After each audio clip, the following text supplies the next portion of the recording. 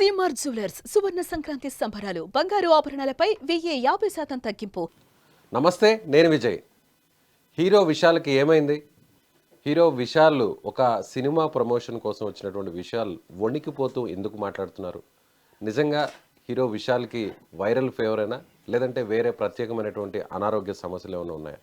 దీని గురించి మాట్లాడదాం. ఇప్పుడు సోషల్ మీడియాలో ఒక ప్రిస్క్రిప్షన్ వైరల్ అవుతుంది. సో ఆ ప్రిస్క్రిప్షన్లో అసలు డాక్టర్ ఏం సూచించారు, ఆయనకున్నటువంటి అనారోగ్య సమస్య ఏంటి, దీని గురించి మాట్లాడదాం. ప్రస్తుతం మనతో పాటు లైవ్ కాల్లో ఉన్నారు జనరల్ ఫిజిషియన్ డాక్టర్ శ్రీనివాస్ గారు. సార్ నమస్తే. నమస్తే సార్, ఒక్కసారి ఆ ప్రిస్క్రిప్షన్ని చదువుతారా? ఆ ప్రిస్క్రిప్షన్లో ఏముంది, ప్రాబ్లం ఏంటో ఒకసారి డీటెయిల్గా చెప్పగలరా? డాక్టర్ గారు ఇచ్చినటువంటి విశాల్ గారికి ఇచ్చినటువంటి ప్రిస్క్రిప్షన్లో I certified that mister Vishal Reddy, male 45 years, is suffering with viral fever and advised to take rest a couple of days something ఉన్నట్టు నేను చూశాను.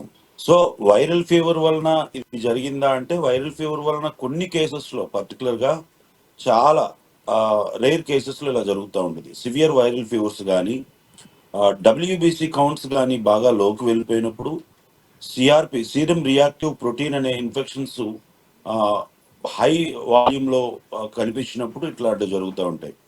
అయితే డాక్టర్ చెప్పింది ఏంటంటే, ఈయన కేవలం వైరల్ ఫీవర్తో బాధపడుతూ ఉన్నారు కాబట్టి ఈయన రెస్ట్ తీసుకోవాలి కపుల్ ఆఫ్ డేస్ అని చెప్పేసి అన్నారన్నమాట. సో ఆయన వీడియో నేను చూసినప్పుడు బాగా న్యూరోపతి కనబడుతూ ఉంది. ఈ న్యూరోపతికి చాలా రీజన్స్ ఉంటాయండి, ఒక్క రీజన్ అని చెప్పలేము. జనరల్గా వైరల్ ఫీవర్, చాలా సివియర్ వైరల్ ఫీవర్ వచ్చి 103, 104, 105 అట్లా వెళ్ళేటప్పుడు దీనివల్ల విపరీతమైనటువంటి న్యూరలాజికల్ సిండ్రోమ్ రావడం వల్ల కూడా ఇట్లా జరుగుతూ ఉంటుంది అనమాట. సో ఆ కేసులో నేను చూస్తున్నప్పుడు, లేకపోతే డ్రగ్ లోడ్ ఎక్కువ పెరిగినప్పుడు, లేకపోతే డ్రగ్ బిహేవియర్ అంటారన్నమాట, యాంటీబయాటిక్ బిహేవియర్, కొన్నిసార్లు యాంటీబయాటిక్ ఓవర్లోడ్ అవ్వడం వల్ల కానీ, లేకపోతే ఆల్కహాలిజం ఉండడం వల్ల కానీ, ఈ వైరల్ ఫీవర్ వచ్చినప్పుడు వర్కౌట్ ఎక్కువ చేయడం వల్ల, అంటే జిమ్లోకి వెళ్ళి విపరీతమైనటువంటి వర్కౌట్ చేయడం కానీ, సిగరెట్స్ బాగా స్మోక్ చేయడం వల్ల కొన్నిసార్లు బ్రెయిన్కి సంబంధించినటువంటి సెంట్రల్ నర్వ్ సిస్టంలో ఈ న్యూరోపతి వచ్చే ఛాన్స్ ఉంటుంది. న్యూరోపతి అంటే ఏమిటంటే, జనరల్గా సెంట్రల్ నర్వ్ సిస్టమ్ మన శరీర భాగాలన్నిటికీ కేంద్ర నాడీ మండల వ్యవస్థ నుంచి సిగ్నల్స్ ఇస్తూ ఉంటుంది. ఈ సిగ్నల్స్ ద్వారా మనం కదలికలు కానీ, మన బిహేవియర్ కానీ, మనం మాట్లాడడం కానీ, మనం చూడడం కానీ ఇట్లాంటివన్నీ చేస్తూ ఉంటాం. ఈ వైరల్ ఫీవర్ వచ్చినప్పుడు, వైరల్ ఫీవర్ ఎక్కువ బాడీలో ఉన్నటువంటి ఎనర్జీని వాడేసుకుంటుంటుంది.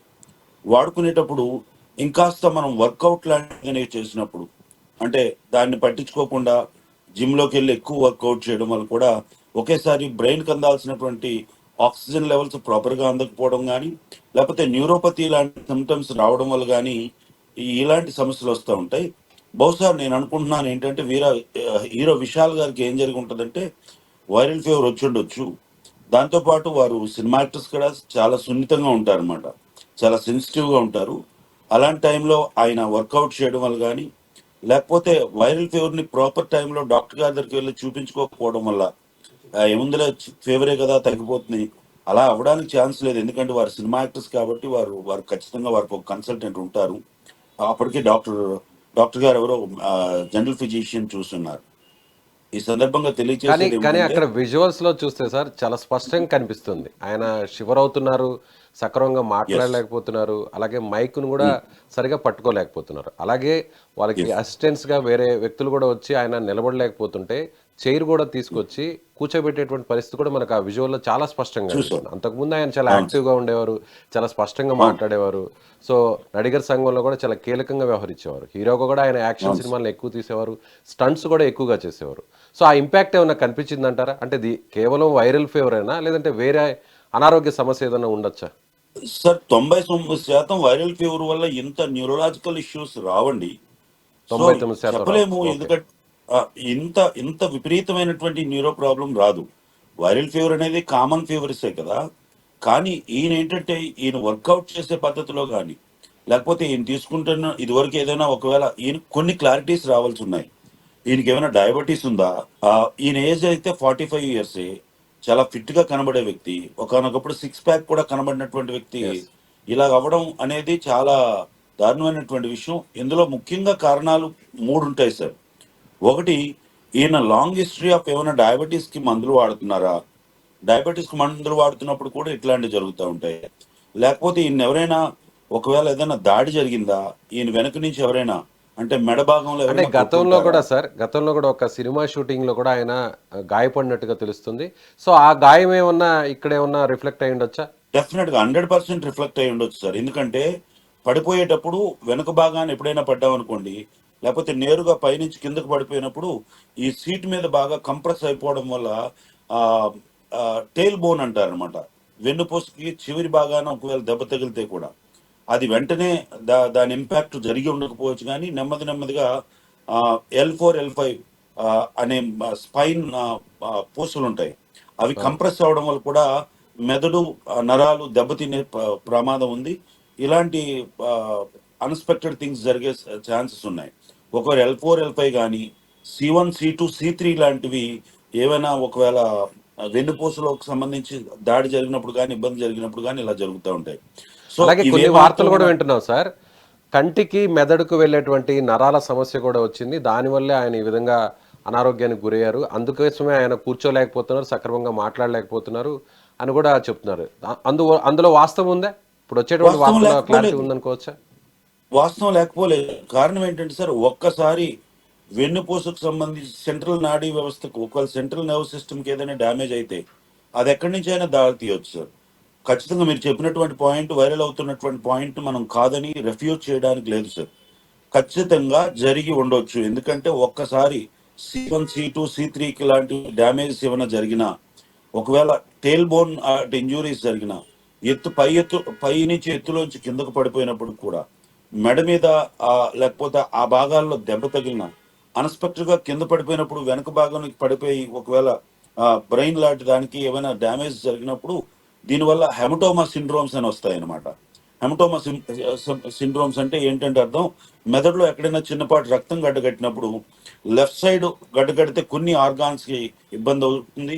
రైట్ సైడ్ ఒకవేళ దెబ్బ తగిలి చిన్నపాటి బ్లీడింగ్ ఉంటే ఖచ్చితంగా కన్ను, ముక్కు, చెవి ఇలాంటి భాగాలకు ఖచ్చితంగా రక్త సరఫరా ఆగిపోయే ఛాన్స్ ఉన్నాయి. సార్ ఓకే, అంటే ఇప్పుడు మీరు చెప్పినట్టుగా న్యూరోపతి ప్రాబ్లమే వస్తే జనరల్గా ఇది క్యూర్ అవుతుందా? ఎస్, అదే చెప్పబోతున్నాను. ప్రేక్షకులు అందరూ బాగా గమనించాల్సిన విషయం ఏంటంటే, ఉదాహరణకు పారలైజ్ అయిపోతారు కొంతమంది, హై బీపీ వల్ల పెరాలసిస్ వస్తుంది. పెరాలసిస్ రావడం అనేది 3-4 minutes లో వస్తుందండి. తగ్గడానికి 3-4 years పట్టవచ్చు, కొన్నిసార్లు తగ్గకపోవచ్చు. అంటే మెదడులో కానీ వెన్నుపూసలో కానీ జరిగినటువంటి ప్రమాద తీవ్రతను బట్టి ఇది చెప్పొచ్చండి. క్లియర్గా తగ్గిపోతుంది అనే విషయాన్ని క్లియర్గా చెప్పలేము. ఎంత కాస్ట్లీ ట్రీట్మెంట్కి వెళ్ళినా ఈయన బాడీలో ఉన్నటువంటి నరాలు సపోర్ట్ చేయాలి, ఈయన బ్రెయిన్ ఖచ్చితంగా సపోర్ట్ చేయాల్సి వస్తుంది. సో కాబట్టి ఈ బ్రెయిన్ లో ఎక్కడ దెబ్బ తగిలింది, లేకపోతే వెన్నుపూసకు సంబంధించి మెడలో ఉన్నటువంటి వెన్నుపూస దెబ్బ తగిలిందా, సో మిడిల్ లో ఉన్నటువంటి వెన్నుపూస దెబ్బ తగిలిందా, టేల్ బోన్ లాంటిది వెన్నుపూస దగ్గర దెబ్బ తగిలిందా అనే దాన్ని బట్టి ఉంటుంది. ట్రీట్మెంట్ చేస్తూ ఉండగా, ఫిజియోథెరపీ చేస్తూ ఉండగా, అలాగే కొంత ట్రీట్మెంట్ అడ్వాన్స్ ట్రీట్మెంట్కి వెళ్తే తగ్గడానికి ఛాన్స్ పడుతుంది. ఈజీగా 1 year to 4 years రికవరీకి పడుతోచ్చండి. సో 4 years డేస్ లో పట్టే అయితే ఛాన్స్ పట్టదు. ఉందంటారా? Yes, yes, 1 year to 4 years అంటే 1000 days వరకు, మినిమం 1000 days పట్టే ఛాన్సెస్ ఉంటాయి. ఎందుకంటే ఈ తీవ్రతను బట్టి, జబ్బు తీవ్రత ఎంత ఉంది, ఎక్కడ దాడి వల్ల ఇదిలా జరిగింది, లేకపోతే మెదడులో రక్తం గడ్డ కట్టిందా, సో కాలర్ బోన్ లో ఉన్నటువంటి అక్కడ ఏమైనా ఏదైతే స్పైన్ ఉంది, స్పైన్ లో ఏమైనా రిపేర్ జరిగిందా, లేకపోతే C1 C2 C3 గురించి మాట్లాడుకుంటున్నాం, దాంట్లో రిపేర్ జరిగిందా, L1 L4 L5 లో ఎక్కడైనా రిపేర్ జరిగిందా అనే విషయాలను బట్టి ఇది ఉంటుంది. ఒకవేళ ప్రమాదవశాత్తు మెదడులో కానీ ఒకవేళ రక్తం గడ్డగట్టుంటే మాత్రం తగ్గడానికి చాలా టైం పడుతుంది. దీన్ని గోల్డెన్ అవర్ అంటారు. గోల్డెన్ అవర్ లో ఒకవేళ ఇలాంటి స్ట్రోక్ వచ్చినప్పుడు ఒక ఇంజెక్షన్ ఇవ్వాల్సి వస్తుంది. ఆ టైంలో వీరు స్పందించి ఆ ఇంజెక్షన్ ఇచ్చారా లేదనేది ఉంటుంది. ఆ ఇంజెక్షన్ ఇచ్చి ఉంటే మాత్రం ఒక 1 year నుంచి 2 years మధ్యలో రికవరీ రావచ్చు. 100% రికవరీ వస్తుందని గ్యారంటీ చెప్పలేము. రాను రాను ఇంతకంటే దారుణమైనటువంటి పరిస్థితుల్లో కూడా వెళ్ళే ఛాన్స్ ఉంది. రికవర్ అవుతుందని మాత్రం 100% మెడికల్ సైన్సెస్ చెప్పలేవు సార్. అంటే ఇప్పుడు ఆయన మునుపటిలాగా పూర్తిగా యాక్షన్ సినిమాలు కానీ స్టంట్స్ కానీ చేసే పరిస్థితి ఇక ఉండకపోవచ్చా? 75% ఉండకపోవచ్చనే చెప్పాలి. వైద్య శాస్త్రంలో ఒకసారి న్యూరోపతి లాంటి ఇష్యూస్ వస్తే, తీవ్రమైనటువంటి న్యూరోపతి ఇష్యూస్ కానీ, న్యూరలాజికల్ సిండ్రోమ్ కానీ, లేకపోతే వెన్నుపూసకు సంబంధించినటువంటి ఎటువంటి డ్యామేజెస్ కానీ, డిస్క్ బల్జర్ లాంటివి వచ్చాయనుకోండి, సో తీవ్రమైన ఎత్తులోంచి దూకడం కానీ, యాక్షన్ మూవీస్ చేయడం కానీ, బరువులు ఎత్తడం లాంటివి కానీ, ఒంగోని పని చేయడం లాంటివి కానీ చేయలేకపోవచ్చు. అలాగని ఖచ్చితంగా చెప్పలేము. Okay sir, thank you sir, thank you so much. Thank you sir.